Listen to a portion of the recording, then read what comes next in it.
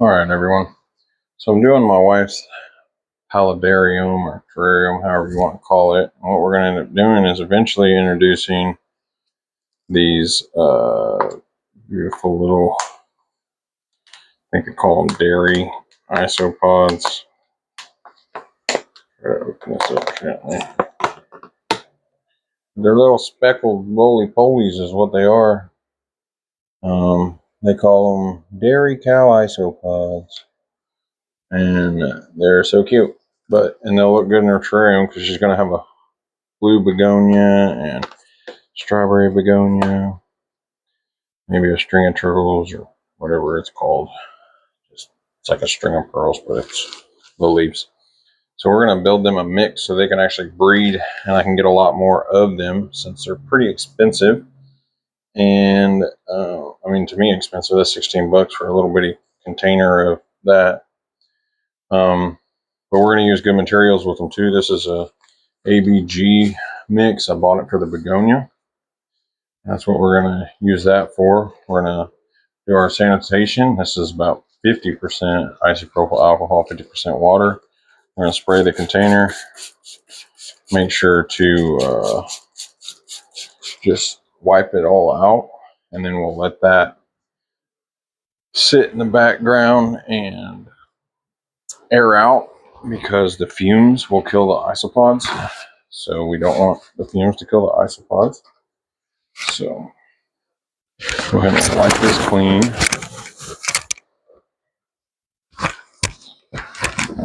Try to do it right the best you can. Oops, sorry for hitting the mic. Try to do it right the best you can with what, you know, it takes a little bit of an investment, but anything worth doing at all is worth doing right. So we're going to let that sit over here and air out while we make our mix. I wanted to show you making the mix and everything. Just didn't really want to lose a moment to be able to do some teaching, since this is, even though it doesn't deal with the Anthurium Survivor project, it's still a good learning scenario for growing plants in general, especially sensitive plants, because on my unboxing video, we actually unboxed the begonia and it was completely melted and destroyed and we lost it. So what we want to do is continue on. Don't get discouraged. We're going to keep building the environment for the next begonia that we'll put it in there. We started with a plan. We're going to stick to that plan. It's just going to take some tenacity. We'll probably on the next begonia just go ahead and either go to Florida and grab one from that seller, because that seller is decent and they're honorable, you know. So they're honest and they can give us a refund, and just, you don't find good people like that all the time, and that's what you want out of your business partners and associates, is honesty and total ownership. So I would stick with them. What we're going to end up doing is about a 50% soil mix. We're going to do 10% orchid bark, 20% sphagnum moss, and 20% just some dead leaves. We're going to crunch those up and destroy those. You can take your soil, if you don't trust it, and bake it for 30 minutes at 200 degrees. And same thing with your leaf litter, which is just dead leaves and stuff. We're going to put this bark in the tote to give them good hiding spots. This is core bark, so corkwood or whatever you want to call it. And I'm just going to get their food source, which is the leaves. I think they can eat cardboard too a little bit, so you can shred up some cardboard if you're like completely in the city or something. But I'm not super worried about doing an exact ratio on this. We just want to get it close as far as the quantity and mixture ratio. I want to look at it, get these nice and crunched up. It'd probably be best. And like I said, if you want to do anything, you should just do it right. We'll go ahead and throw this leaf litter because it's the only part of this mixture that I don't trust. So I'm actually going to bake it for 30 minutes at 200 degrees. And so 30 minutes will be good to let that air out and do what it's supposed to. I'll pause the video. We'll come back and put the mixture together. And then we'll introduce these little dudes to their new environment. And we're going to let them grow for 60 days. And the reason why we're doing that, the trigger of this whole event was I was going to buy the isopods and put them in the terrarium or paludarium. And what ended up happening is to ensure that I didn't have unwanted pests and stuff, I used that Fruity Loom triple action, just flower care, whatever it is. And it has neem oil and it has 2 other ingredients in it. And those are just it's built to kill isopods and just any kind of pest. So we want these isopods because they're good for our terrarium.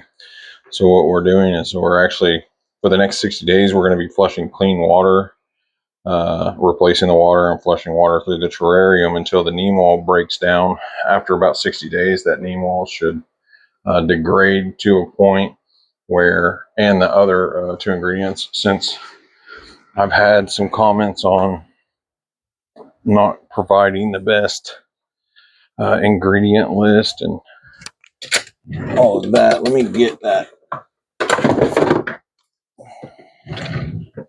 stuff mainly. So it is a Fruity Loom Triple Action Plus fungicide, miticide, insecticide, and that's what's gonna destroy these guys. Now it has pyrethrians at 0.2% and peperonil buoxide, clarified hydrophobic extract of neem oil, and other ingredients.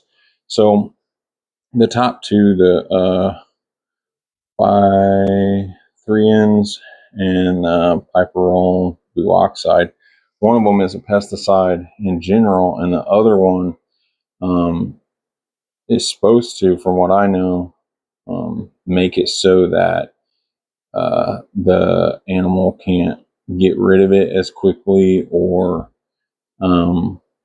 basically ingest it and it stays active longer.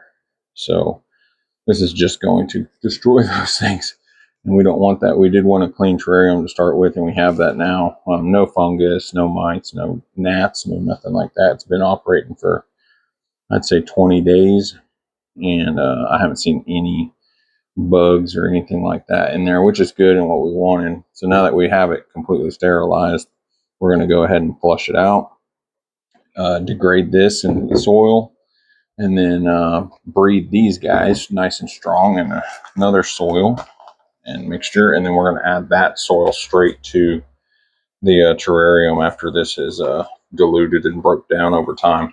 So it'll be about 80 days total from introducing the Fruity Loom Triple Action Plus to the terrarium to the release of the isopods inside that environment.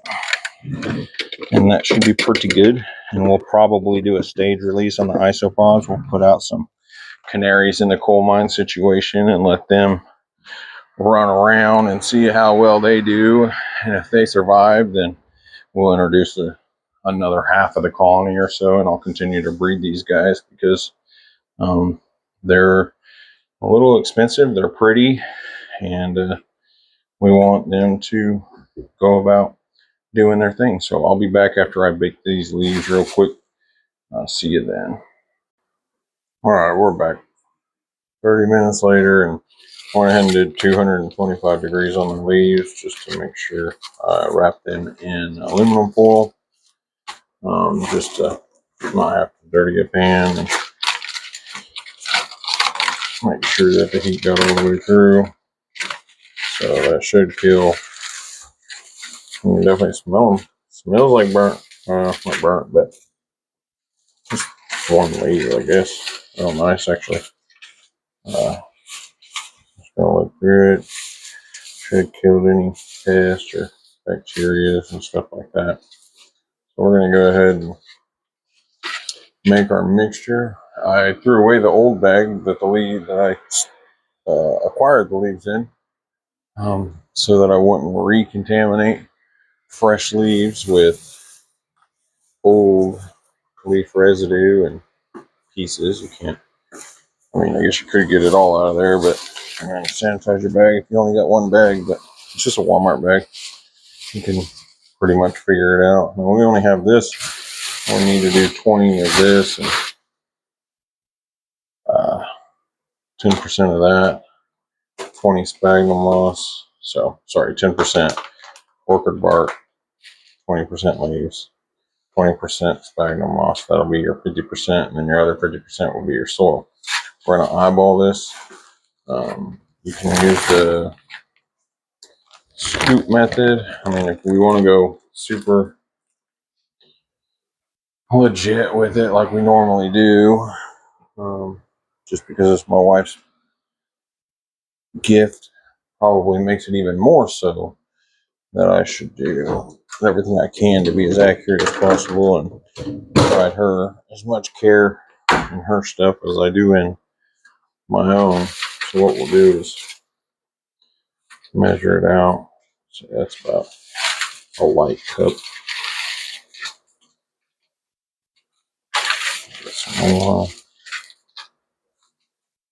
Cup. So we got 2 cups.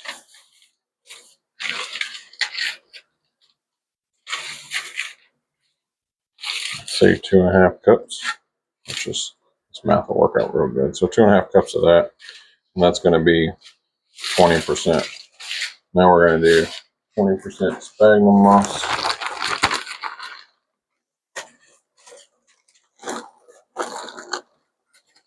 So I'm just going to meet that and do 2.5 cups.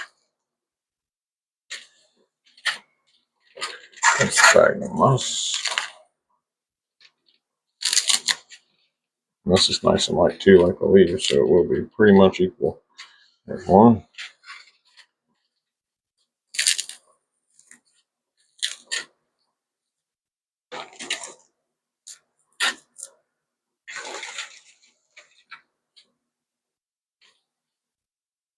There's 2.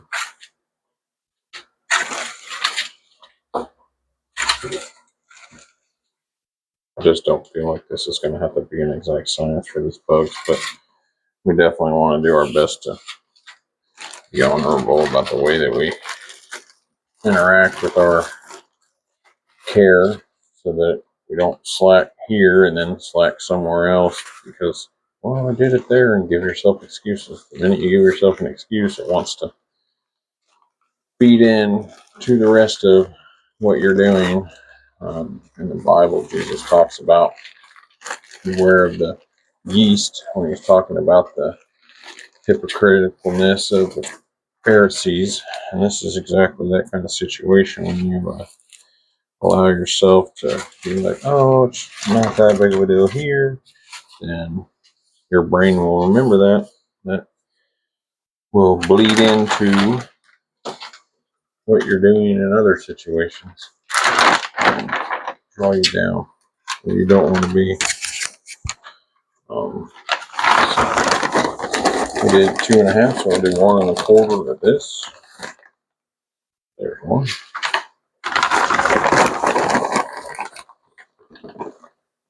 And 1/4, about a little over 1/4. All right, and it's not it's as close as I could get. I could have got a 1/4 cup, but probably would have actually given me less than 1/4 in comparison. I want to take all this and shred it up and make it nice and easy for them to eat. So this is 50% of the mixture right here. Here's our tote we're going to be putting these guys into. So let's see what we got plenty of room. Very good. Right. So we did 2.5, 2.5, and 1.25. We'll just copy that. Hopefully I got enough of this really good stuff. This is not cheap dirt. So these guys are going into some really good stuff. It's a sealed bag. I haven't brought it around anything, so Alright, so sphagnum moss was, and this has some sphagnum moss in it too, but it's just this bit of mixture. So 1, 2,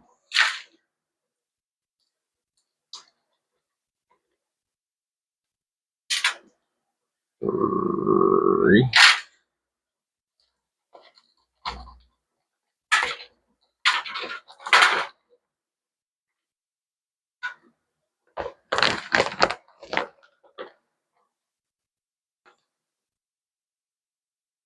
4,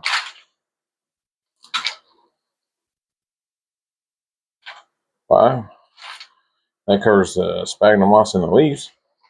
Now we'll cover the orchid part. So that'll be 1,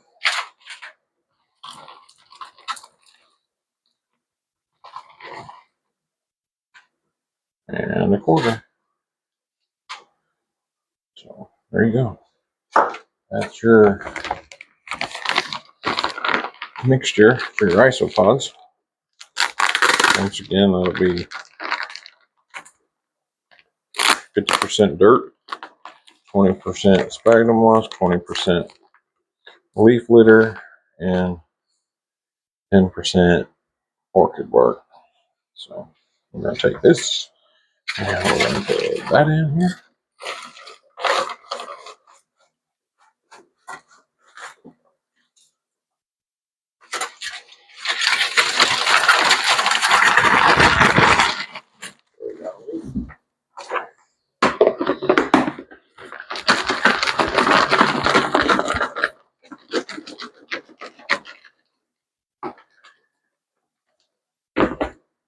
Now this lid is fairly loose, so they're going to get air in there. If you're worried about your guys suffocating and stuff, I really am not with that. They're going to get air, and I'll probably check, because I'm always checking on things. Can't take it. Can't just leave well enough alone and let them do their own thing, which I'm going to have to if I want them to breed. But so what I'm going to end up doing is I'm going to get this moist. A lot of people don't like that word, but it's a good word. It's descriptive of what I want to do. I don't want to drench it. I don't want to soak it. And so I'll get it moist. And if there's any water left in it, I'll drain it and I'll push down on it to get the sphagnum moss to let go of some water, because the sphagnum moss can hold about 18 times its water. So this is more of a soap than a moist, but we're going to turn it into moist very quickly. So use that, move all this around, make a good mud form. And from what I hear, they like to move back and forth from like a good high humidity side to a more dry side. So we're going to try to replicate that, because that's how they regulate their temperature, is to go back and forth through the soil. We don't want them living in a swamp. So this looks like a good way for them to eat and thrive and survive. So put that on. Take this, I'll probably strain it first and then I'll do my squeeze on it. I might put it back, actually, probably put it in the bag instead of this tote.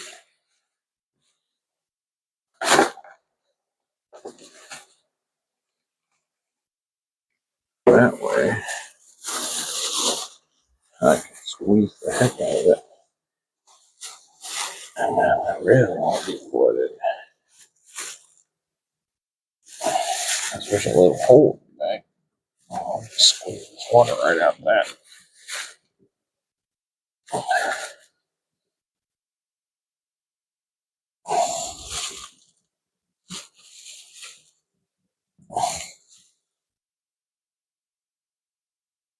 Tear a little hole right there. Get all that water out of there. And then they'll go into an environment that is near my terrarium, or not near my terrarium, but near the survivor cabinet. It's got a couple of doors underneath where I do propagation, and it's got a light that keeps it warm during the day, so they'll get a warmer day around 75 to 80 degrees in between there, and then at nighttime it will drop down to 72 to 76. So I'll just put this back in here, and now it's not even moist, it's just wet, a little wet. And what I'll do to allow them to decide how they want to be, what they want to be in, is try to get some dirt for the end. Now that's a perfect mixture for what I can do is give them two different types of environments, actually three. We're going to give them the ideal here in the middle because we've got enough room to do this. All right, this will be their little food zone here in the middle. Make a cake. My wife's a cook and a dang good one at that. I'll take after her and make a little mud cake. She's a food cook. I'm a mud cook apparently. So we're gonna do that. Then what we're gonna do is this is kind of made up on the fly using some. I mean, I did research this so that I could do it correctly. But this part I'm gonna make up just a little bit, just so I can give my guys better than normal. This is that extra 5%, so that's 100% mixture, and that's really all you need to do what you need to do. But now we always like 105% more than 100%, so we're gonna get that wet. We're gonna wring it out. Now this is gonna be extra damp, and so they can go here to this stuff that'll collect humidity more than anything else. Now we have a sphagnum moss layer that they can go to, and they're like, "Whoa, bro, I'm dehydrated. I need more stuff." So they can go there. Then what we'll end up doing on the other side, even though it has a small amount of sphagnum moss in it already because of the soil, and I'm almost out, which is fine. Just get some more. I'm going to just make a dry environment for them.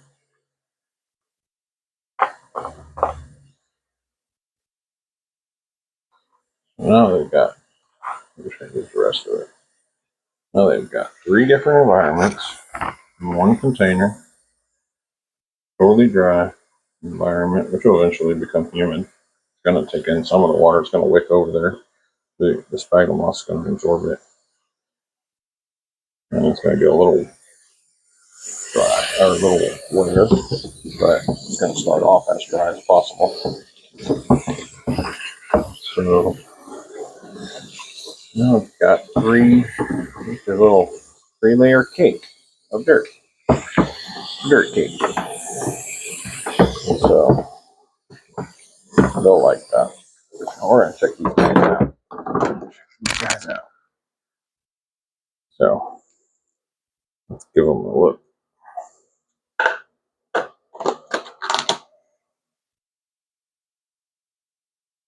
You probably don't like this. Is a good little mixture too. I put it over here on the dry side. Let them go from that. Look at these guys. Look how big they are. Come here. Look at this guy. Ain't pretty? You got some big old long legs. This is their natural. I can get them all up in there like that. Don't need to really compact it down. I only saw like, I don't know, 6 of them for $18. 6 bugs for $18. Crazy. But now we're going to take this This is gonna make them feel like, oh heck, bro, I've got cover. I'm gonna be good. This dude wants to get wet. He went over to the wet water right away. And this guy wants to stay dry. We'll get a lid on these dudes. And just put a little bit of tape on there. Not much. You don't want to push the lid down too much, or I'm going to have to add holes. I just don't want them getting out. So I'll add a little bit of tape. And let these guys start to breed and thrive and do all kinds of things. And if they don't multiply, I may not have a female, which will be weird, but I don't know who's going through their bugs checking the sex of them. But then we will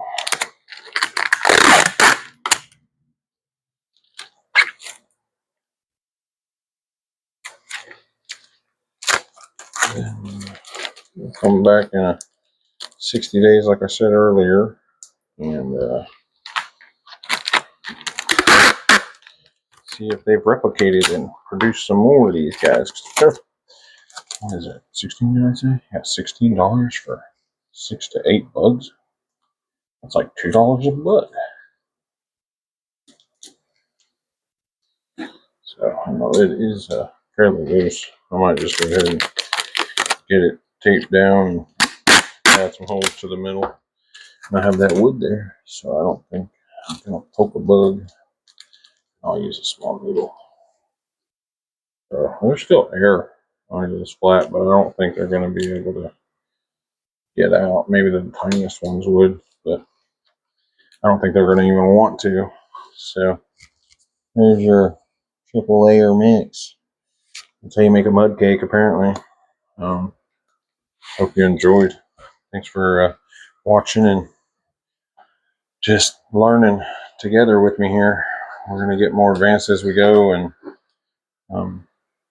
make something out of this for sure. Y'all have a blessed day.